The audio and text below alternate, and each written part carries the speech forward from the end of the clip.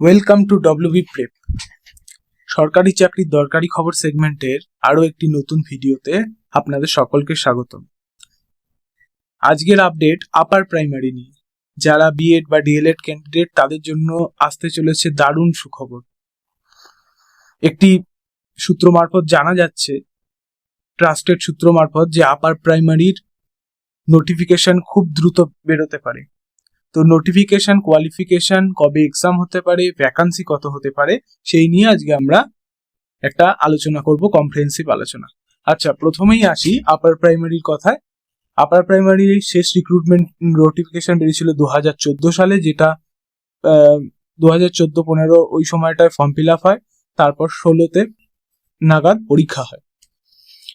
দীর্ঘ তালবাহানা, কোর্টের অর্ডার বা বিভিন্ন রকম জটিলতা কাটিয়ে আপার প্রাইমারি নিয়োগ প্যানেল 2023-24-এ বেরোয়, এবং যে কটা নন জয়নিং বাকি ছিল লাস্ট সপ্তাহে সম্পূর্ণ নন জয়নিং কমপ্লিট হয়। মানে আপার প্রাইমারির 100% রিক্রুটমেন্ট এই 2025 সালের সেপ্টেম্বর মাসের এই কিছুদিন আগে, মানে 6-7 তারিখ করে সম্পূর্ণ কমপ্লিট হয়েছে।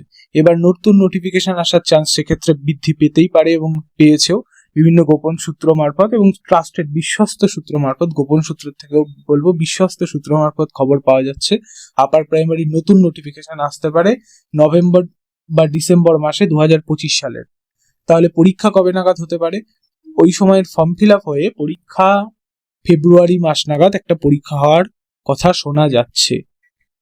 তাহলে আপনাদের মনে হতে পারে যে পরীক্ষা তো দেবো, কিন্তু ভ্যাকান্সি কত? ভ্যাকান্সিও খুব ভালো ভ্যাকান্সি আছে, প্রায় 21,000-এর কাছাকাছি ভ্যাকান্সি আছে। যারা ডিএলএড বা বিএড ক্যান্ডিডেট, এসএলএসটি পরীক্ষা প্রায় 10 বছর পর হলো, তাও সুপ্রিম কোর্টের নির্দেশে, তাদের জন্য একটি নতুন রিক্রুটমেন্ট আসছে, যেটা তাদের জন্য খুবই সুখবর। 21,000 ভ্যাকান্সি যথেষ্ট ভালো ভ্যাকান্সি। আর এর কোয়ালিফিকেশন কি? এর কোয়ালিফিকেশন হচ্ছে গ্র্যাজুয়েশন, এর সাথে বিএড বা ডিএলএড কোনো একটা ডিগ্রির প্রয়োজন। এইগুলো হচ্ছে মোটামুটি ওভারঅল জিস্ট। এই আপডেটটা দেওয়ার ছিল, মেনলি এটা ফ্ল্যাশ আপডেট টাইপের। তার সাথে এগুলো কোয়ালিফিকেশন বা ভ্যাকান্সি এগুলো আলোচনা করে দিলাম যতটা জানতে পেরেছি আমরা।